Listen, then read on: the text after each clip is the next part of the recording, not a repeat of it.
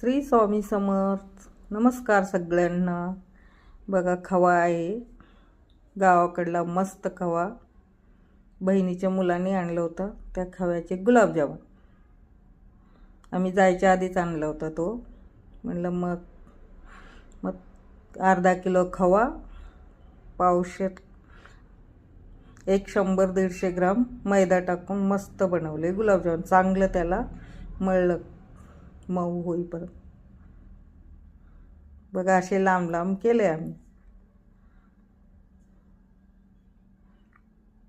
गोल पण करतात, पण आमच्या इकडे लांब करतात. दोन्ही पण करतात. म्हटलं ह्यावेळेस लांब के करून बघावे. बघा,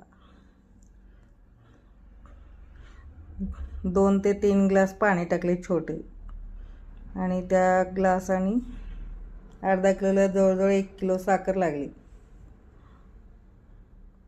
आता इकडं तळायला सुरुवात केली आम्ही, आणि तिकडं पाक दोन्ही चालू होतं.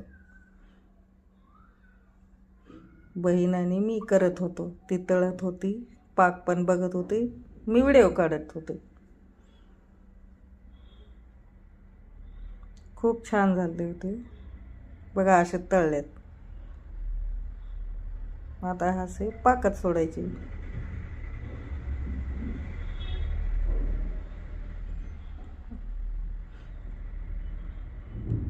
पाक जास्ती पातळ नाही करायचा. असं साखर विरघळली की 5-10 मिनिट पाक करून ठेवायचं.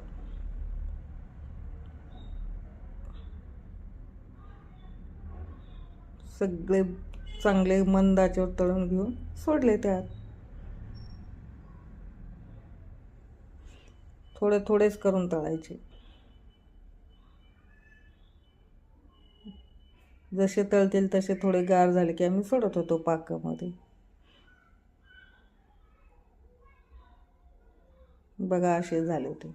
मग आम्ही दुसऱ्या दिवशी सकाळी त्याला बघितलं, मस्त दिसत होते.